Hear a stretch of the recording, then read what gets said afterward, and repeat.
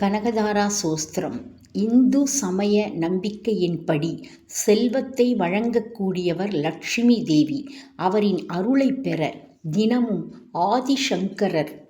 சமஸ்கிருதத்தில் அருளிய கனகதாரா சோஸ்திரத்தை படிக்கலாம். ஆதிசங்கரர் அருளிய இந்த ஸ்லோகத்தை மகாலட்சுமியை வணங்கி தினமும் அல்லது செவ்வாய் வெள்ளிக்கிழமைகளில் படித்து வந்தால் லக்ஷ்மி தேவியின் சகல சௌபாக்கியங்களும் கிடைக்கும். கனகதாரா சோஸ்திரம். அங்கம் ஹரே புலகபூஷணமாச்ரயந்தி பிருங்காங்கனேவ முகுலாபரணம் தமாலம் அங்கீக்ருதாகில விபூதிரபாங்கலீலா மாங்கல்யதாஸ்து மம மங்களதேவதாயா முக்தாமுகி விததீவதனே முராரே பிரேமத்ரபா பிரணிஹிதானி கதாகதானி மாலாத்ரிச்சோ மதுகரீவ மகோத்பலேயா சாமே ஸ்ரியம் திசது சாகர சம்பவாயாஹ விஸ்வாமரேந்திர பதவிப்ரமதானதக்ஷம் ஆனந்தஹேதுரதிகம் உரவித்விஷோபி ஈஷன்னிஷீதது மயி க்ஷணமிக்ஷணார்த்தம் இந்தீவரோதர சகோதரமிந்திராயாஹ ஆமிலீதாக்ஷமதிகம்ய முதாமுகுந்தம் ஆனந்தகந்தமணிமேக்ஷமனங்கதந்திரம் ஆகேரஸ்திதகனீனிகபக்ஷநேத்ரம் பூத்யை பவேத் மம புஜங்கசயாங்கனாயாஹ பாக்வந்தரே மதுஜிதஸ்ரிதகௌஸ்துபேயா हारावलीव हरिनीलमयी विभाति कामप्रदा भगवदोऽपि कटाक्ष्यमाला कल्याणमावहेतु मे कमलालयायाः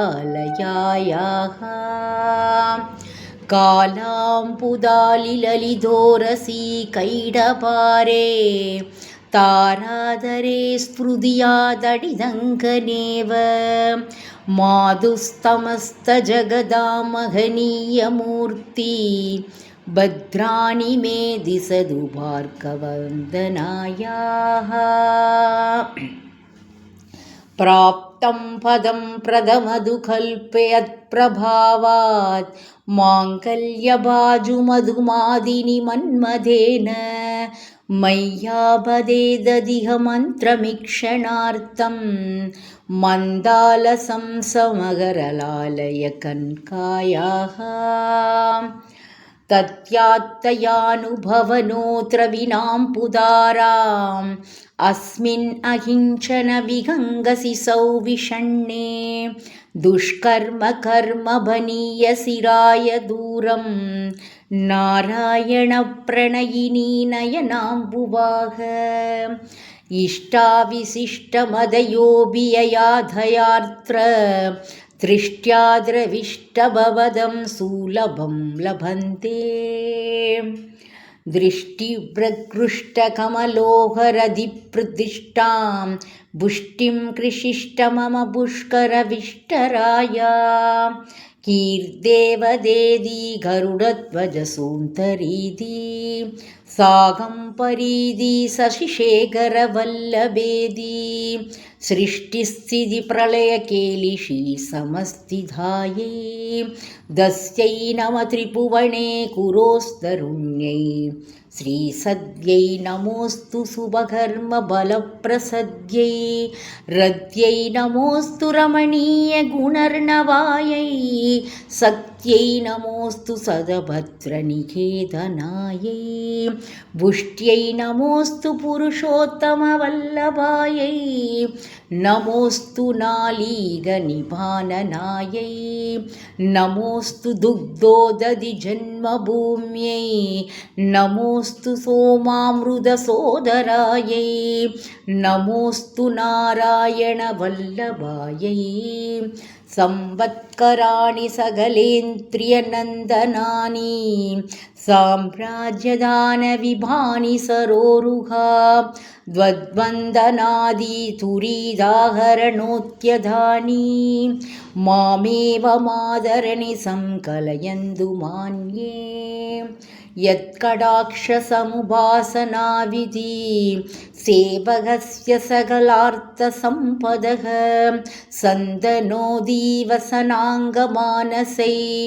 द्वामुरारिहृदयेश्वरीं भजे सरसिजनिलये सरोजहस्ते धवलदमां सुगन्धमाल्यशोभे भगवती हरिवल्लभे मनोजे त्रिभुवनभूतिहरि प्रसीदमह्यम् दिक्कस्तिभिकनककुम्भमुखवासृष्ट सुवर्वाहिनी विमलचारुजलुप्लुधाङ्गीं प्रातर्नमामि जगदां जननीमशेष लोकातिनाथगृहिणीममृतादिपुत्रीं कमले कमलाक्षवल्लभे त्वं करुणापूरधरङ्गिधैरभाङ्गै अवलोकय मामकिञ्चनानां प्रथमं पात्रमकृत्रिमं दयाया स्तुवन्तये स्तुतिभिरमूपिरन्वगं त्रयीमयीं त्रिभुवनमादरं रमां गुणादिका गुरुधरवाक्यभाजिनो भवन्ति ते भुवि पुदभाविदासायाः।